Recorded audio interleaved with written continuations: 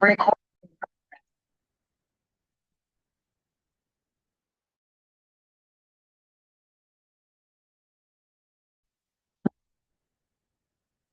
Entonces, como les decía, voy a seguir compartiendo.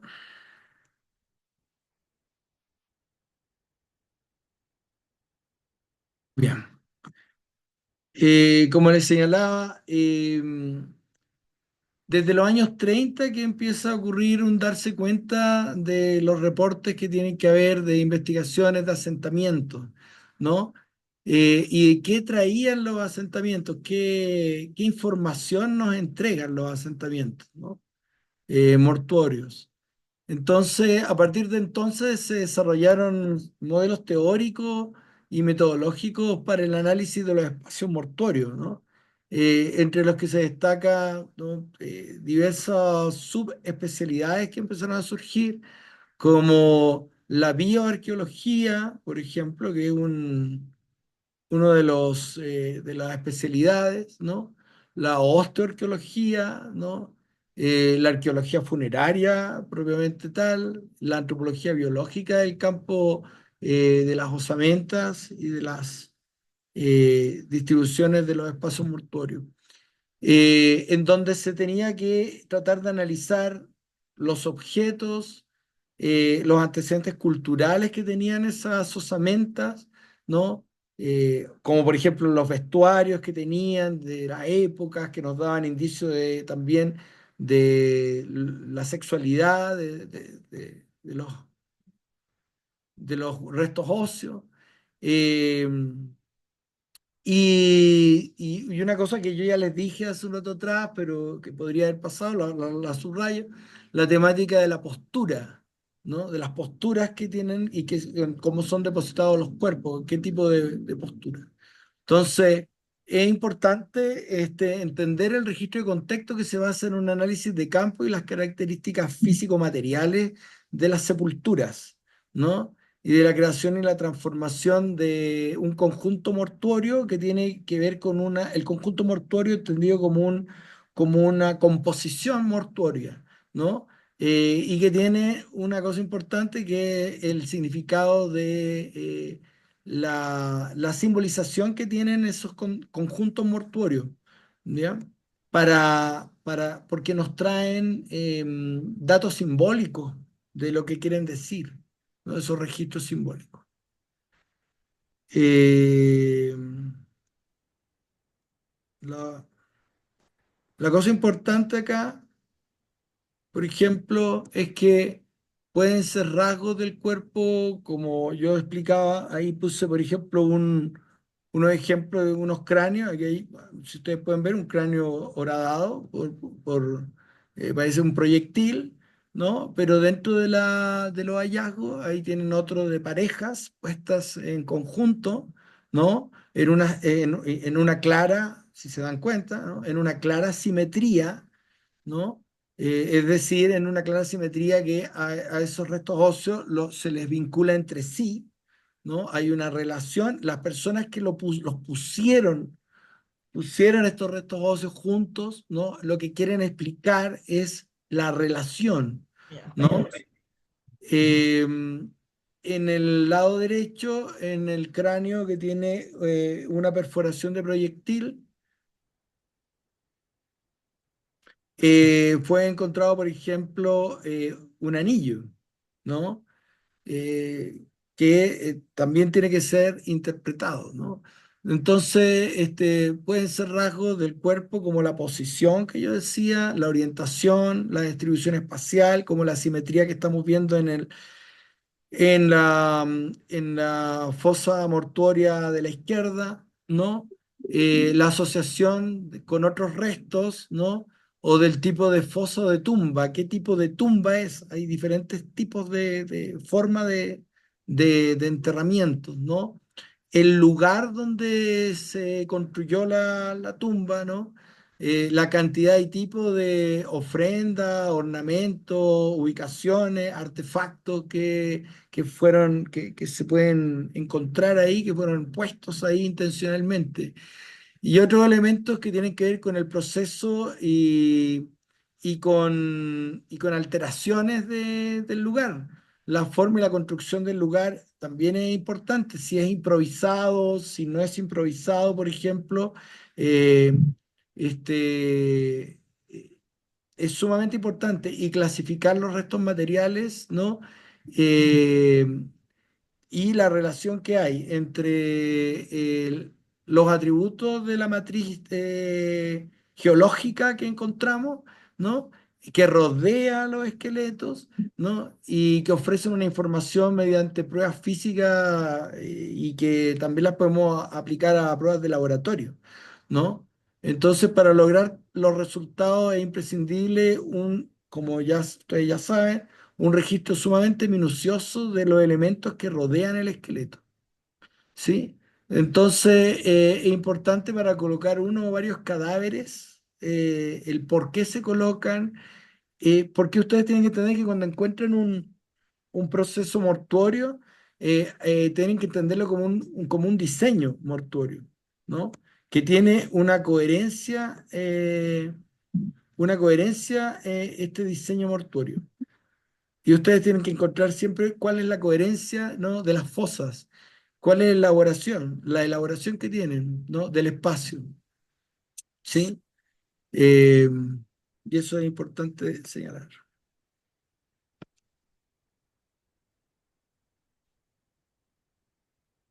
Ahora, el otro punto que es importante abordar, y bueno, que siempre ha estado presente, ¿no? En nuestras conversaciones,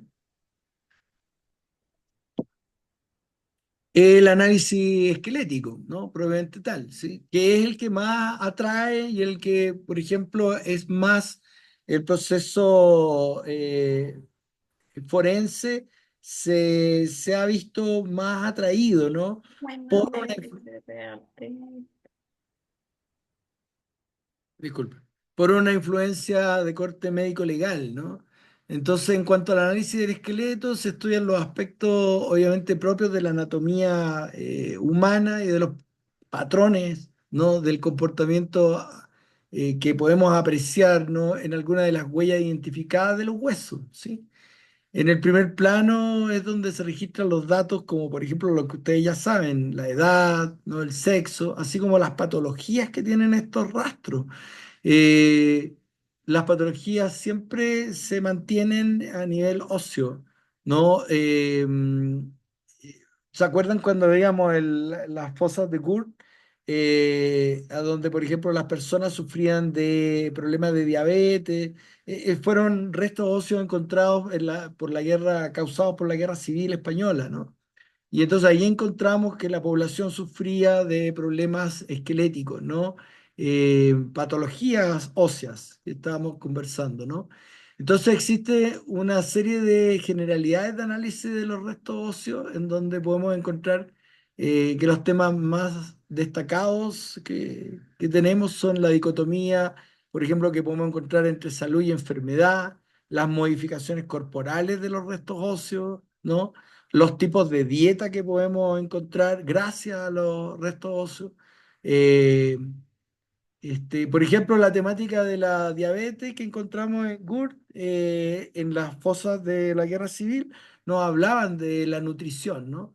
También encontrábamos que tenían discopatías lumbares, creo que en la L1 y disculpen, en la L5 tenían discopatías lumbares, algunas eh, restos óseos, ¿no? Que nos hablaban de las actividades y lesiones por tipo ocupacional, ¿no? De los sujetos, porque eran sujetos de dónde provenientes del campo, ¿no? Eran sujetos campesinos. Entonces, y otras alteraciones también ocasionadas por eventos culturales, ¿no? Y epidemias, ¿sí? Eh, y obviamente ya lo más destacado, ¿no? Que ustedes ya saben, el uso de la violencia, etcétera, etcétera. Entonces, una de las cosas que tiene que ver con este proceso de exhumación eh, son, por ejemplo, y que les involucra a ustedes directamente, es lo que se trabaja también con las relaciones de parentesco, ¿sí? Los estudios, por ejemplo, de infancia, de género, de adaptación al medio ambiente, ¿no? que incluyen en cambio de transformaciones obviamente de corte biológica provocadas por las intervenciones del entorno natural y del entorno social, ¿no? Eh, y además de aspectos de corte demográfico y de movimiento poblacional. O sea, y ustedes, eso es todo un área para ustedes, ¿no? Pues, el área de comprensión que ustedes tienen, ¿no? Por ejemplo, lo que estábamos leyendo en los artículos de la frontera y de los procesos subsaharianos, estamos hablando de procesos, ¿no? De estudios de género, de adaptación, de cambios, de transformaciones, por ejemplo, en los movimientos migratorios, ¿sí? Entonces se debe seguir una perspectiva siempre poblacional, es decir, estudiar las diversas muestras esqueléticas, buscando patrones que permitan hacer inferencias, ¿no? Sobre los comportamientos humanos. Y ustedes ahí están, pues, ahí están ustedes haciendo la inferencia sobre los comportamientos humanos y sus relaciones con este medio ambiente, ¿no? El principio clave generalmente es emplear una perspectiva biosocial, ¿no? Que considera ambos aspectos del ser humano, ¿no? Lo que es más atractivo por lo novedoso, ¿no? Que es lo biológico, que es lo que vemos en los artículos que se han leído, que sobresale, ¿no? Pero uno se tiene que preguntar dónde están los aspectos de corte biológico, ¿no? Disculpen, los aspectos sociales, los aspectos sociales, culturales, migratorios, sexogenéricos, ¿no? Entendido como esto siempre tiene que entenderse desde esa integralidad que yo les hablaba, como un binomio, ¿no? Como una dualidad en donde tiene que estar presente, claro, lo médico legal, forense, anátomo biológico, ok, obviamente, pero y toda esta información que contribuye al entendimiento de las relaciones, de las conductas humanas, de los anteromortes, ¿no?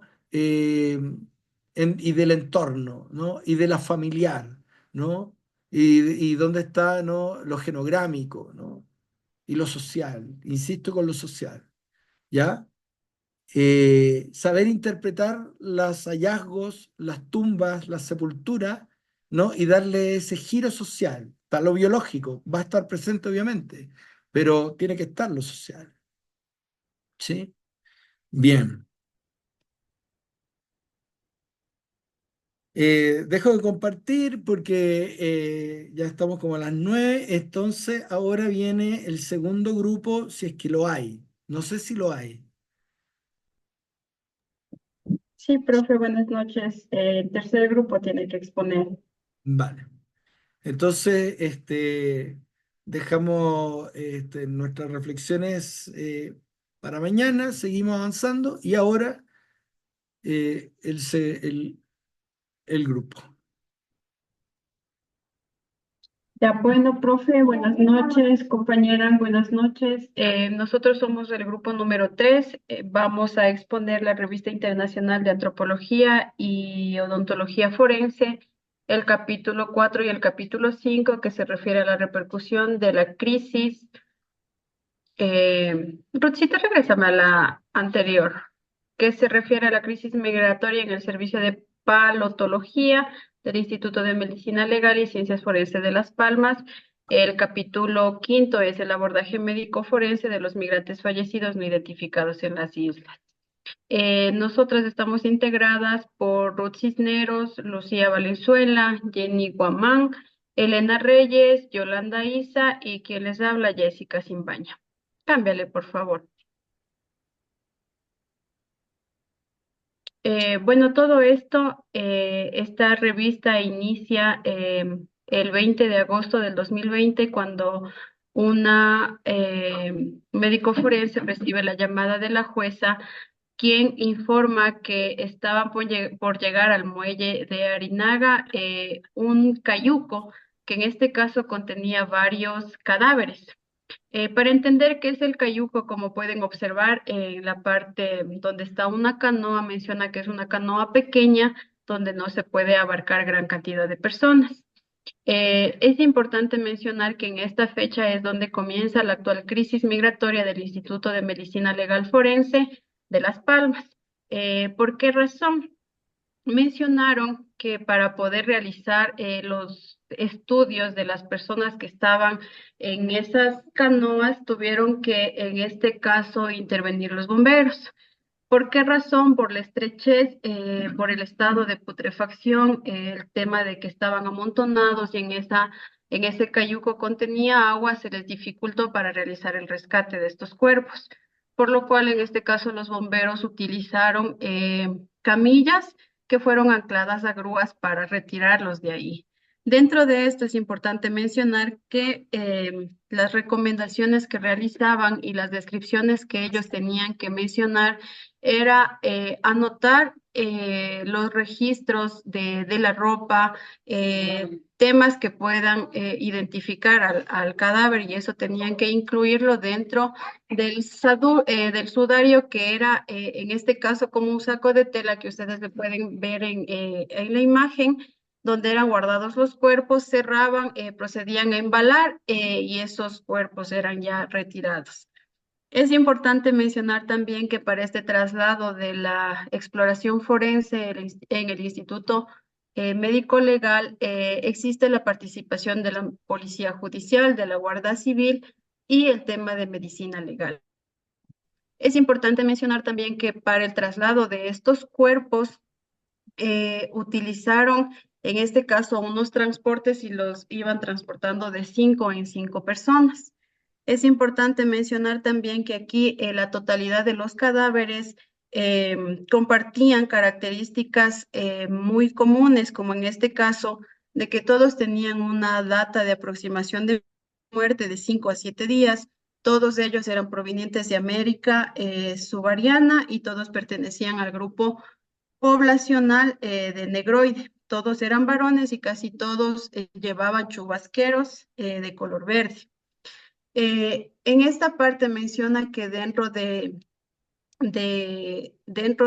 este instituto solicitaban la identificación para el registro de cada cadáver, en donde las siglas dice CAD significando el cadáver, el 1 era el número de cadáver que encontraban, la patera significaba el sitio y la fecha, pues la fecha donde se realizó el levantamiento del cadáver.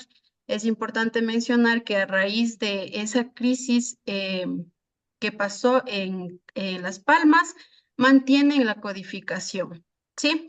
En este caso, los cuerpos que fueron trasladados fueron depositados en cámaras grandes de catástrofes donde esperaban la autopsia.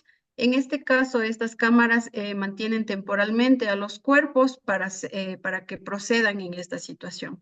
En el tema de la autopsia, hay que entender que de acuerdo al Tratado de Medicina Legal y Elementos de la Patología Forense del año 2023, refiere que la autopsia es un procedimiento médico que se realiza sobre el cadáver a fin de determinar la causa y el mecanismo y la manera de muerte. Ayúdame con la siguiente, por favor.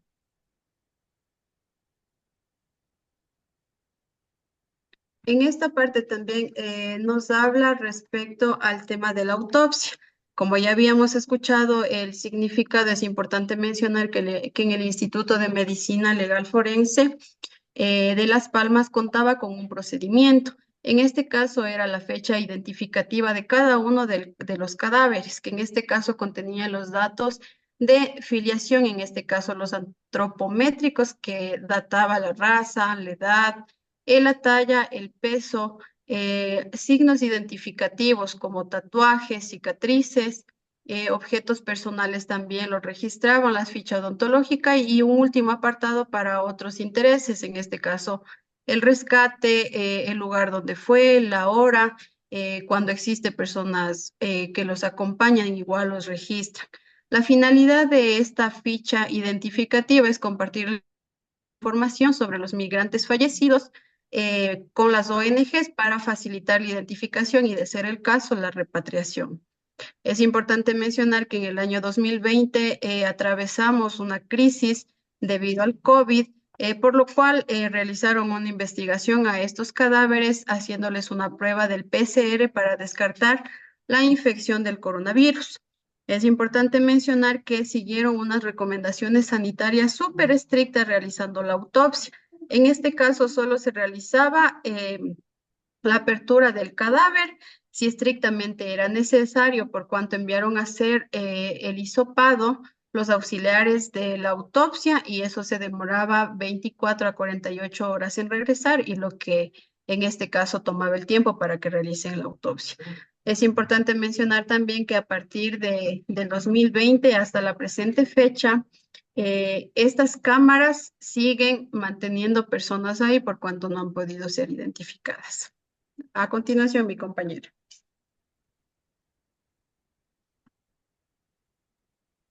Gracias, solo quiero confirmar si se me logra escuchar, por favor. Sí, estamos. Ya, gracias. Gracias. Dentro de este estudio, también nos habla de la importancia o el fin que pretendía este estudio necróptico. Eh, Entre algunos de los aspectos importantes está describir aspectos identificativos como ropa, objetos personales que encuentran esas personas. También los rasgos antropométricos que corresponde al grupo poblacional, lograr identificar esta característica, qué edad estimada o aproximada tenía la persona, a qué sexo correspondía, el peso y talla de la misma. También adicional a eso, este estudio permite identificar cicatrices, o aspectos peculiares que una persona pueda contener a nivel anatómico. También el estudio busca observar los fenómenos cadavéricos con la finalidad de realizar una aproximación sobre la data de muerte, describir los signos de violencia, si esa persona tuvo signos de violencia antes de su muerte.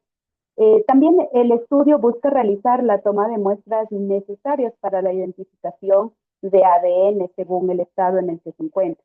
Y finalmente, con todo esto, lo que se busca determinar es la causa de muerte, que es lo que ocasionó que la persona haya fallecido.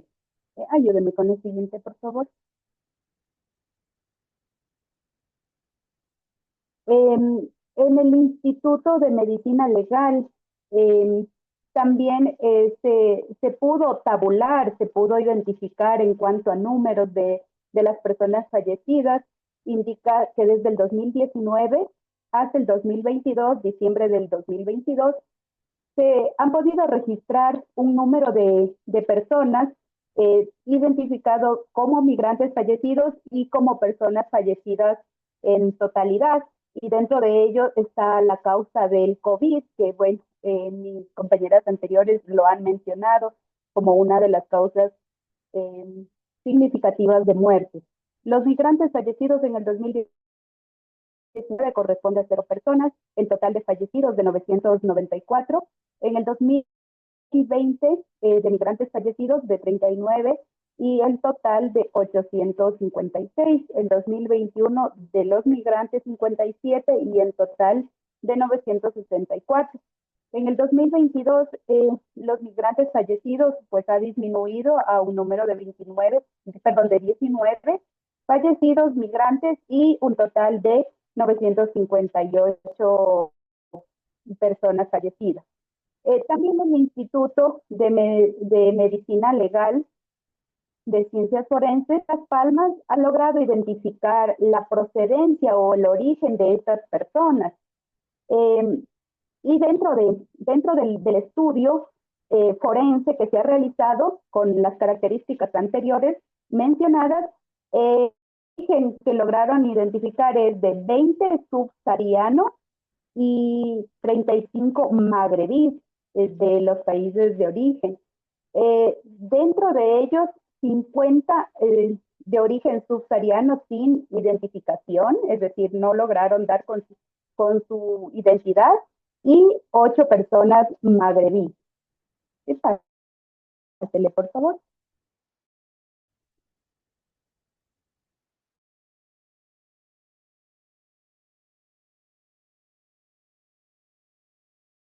De esa representación y las personas que no lograron ser identificadas,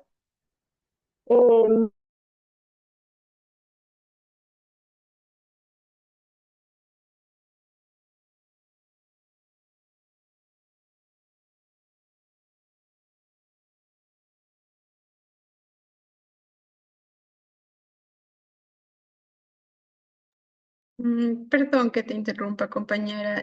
No se te escucha.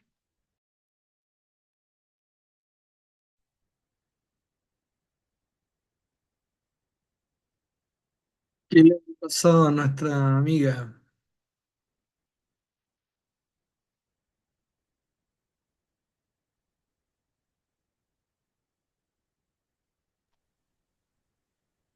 Disculpen, parece que fue mi internet que está con intermitencia. Todo bien. Eh, Gracias.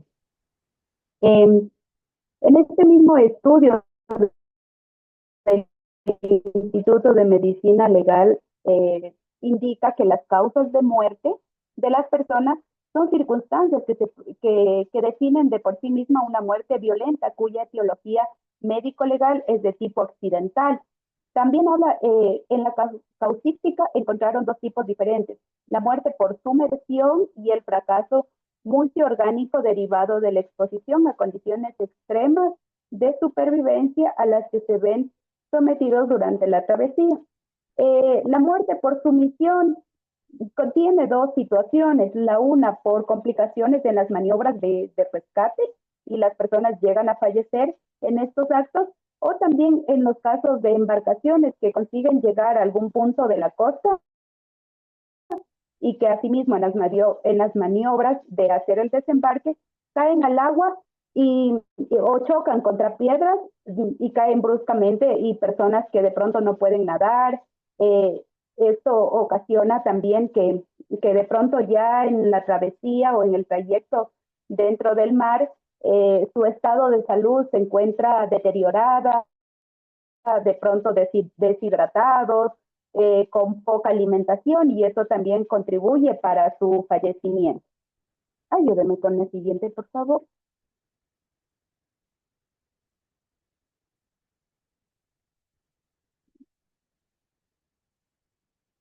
Ya, muchas gracias. Eh, En una distribución del número total de migrantes fallecidos en el ámbito del Instituto de Medicina de las Ciencias Forenses de Las Palmas en el año 2019 y 20, según el origen geográfico de los cadáveres, identificaron por causa del anteriormente que referí de sumersión 18 personas de origen magrebí, 12 personas de origen subsahariano, por fracaso multiorgánico, 20 personas de origen magrebí y 58 personas de origen subsahariano. Otras personas de origen magrebí, 5 y de origen subsahariano, 0.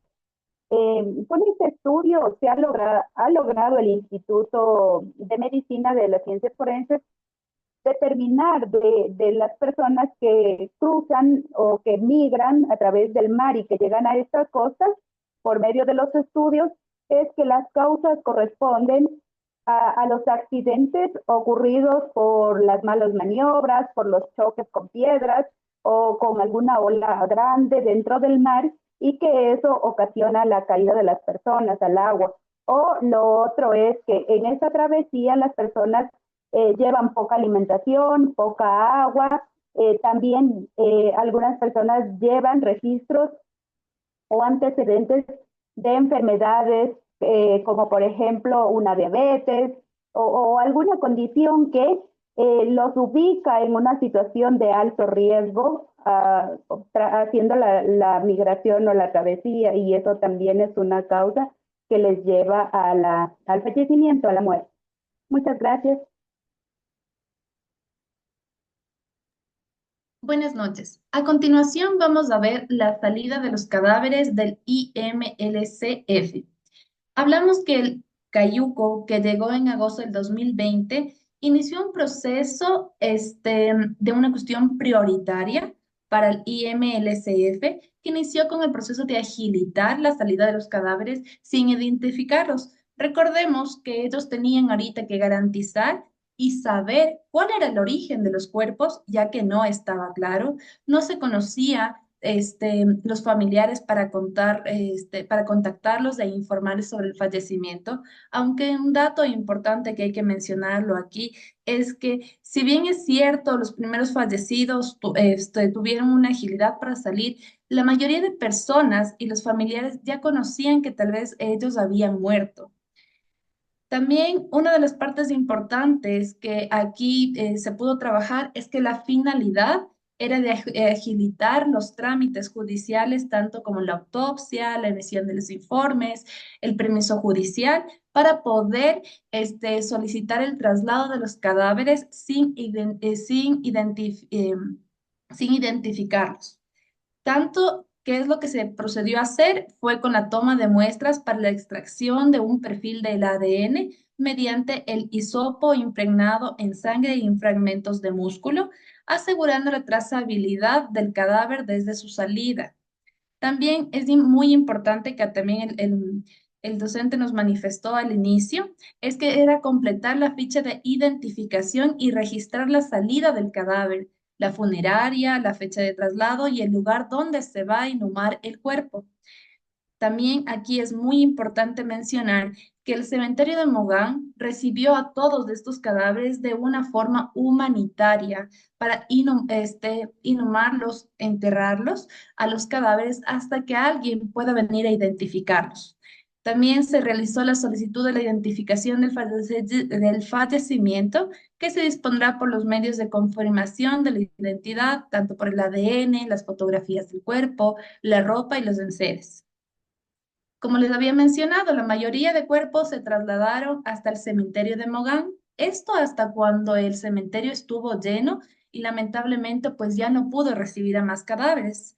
Las personas también tuvieron personas rescatadas en alta mar, llevadas al muelle de Arguineguín, también remolcados al puerto de Las Palmas y al de Arinaga, en Gran Canario, a los puertos de Fuerteventura.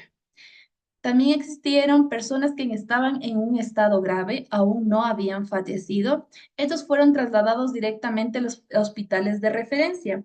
Estos hospitales de referencia pues recibieron a todas las personas y dieron los primeros auxilios a todas las personas migrantes. También, como les mencioné, cuando llegó la capacidad del cementerio de Mogán a su límite, los cadáveres tuvieron que permanecer en la Cámara de Grandes Catástrofes del IMLSF durante meses y muchos más de un año. También un dato súper importante y que hay que mencionarlo es que estos cadáveres ya estaban en putrefacción. Entonces, obviamente, el olor que había en las cámaras era terrible, que salían hasta por las rendijas. En los momentos más críticos llegaron a tener, como ya lo mencioné, cuerpos en un estado de putrefacción, 30 cuerpos, y las cámaras estaban como para unas 26 o 28 cuerpos. Cuando tienen momentos de un desastre, ¿no? Cuando existen muchas personas. Aquí les vamos a presentar que ustedes puedan observar cuál es la que, un segundo, por favor, lo que tienen para poder, la ficha de identificación de los cadáveres. ¿Qué va a constar en esta ficha de identificación de cadáveres? El IML número, la fecha de ingreso, el juzgado que permitió que que los cuerpos puedan salir sin realizar todo el registro correspondiente por la necesidad, ¿no?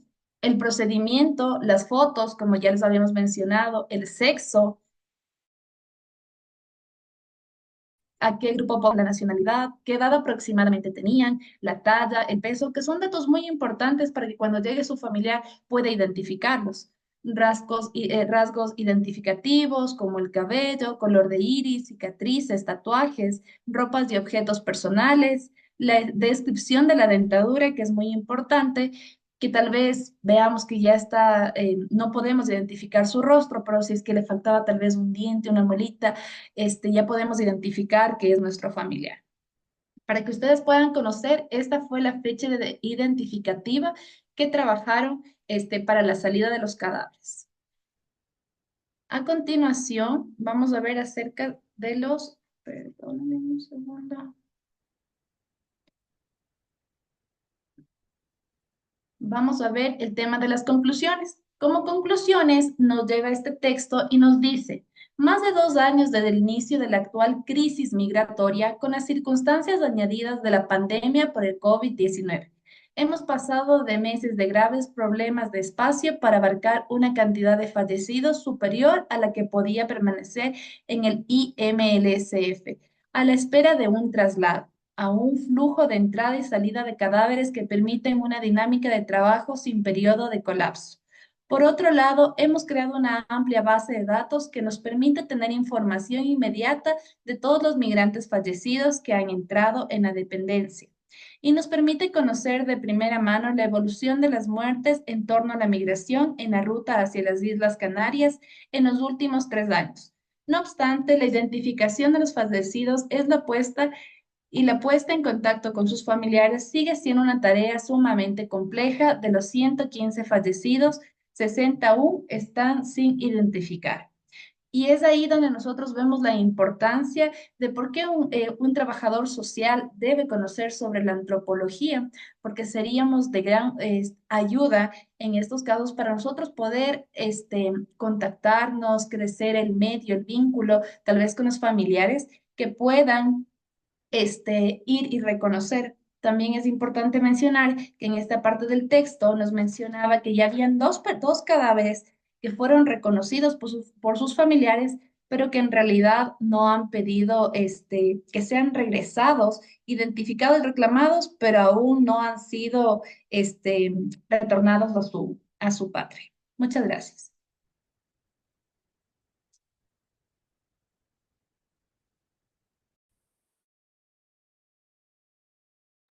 Buenas noches, compañeros. Buenas noches, profesor. A mí me toca sobre el abordaje médico forense de los migrantes fallecidos no identificados en las Islas Baleares. Lucía, disculpa, Sí, te voy a pedir que salgamos y volvamos a entrar porque para que no se te interrumpa a mitad, ¿ya? ¿Te ya, parece?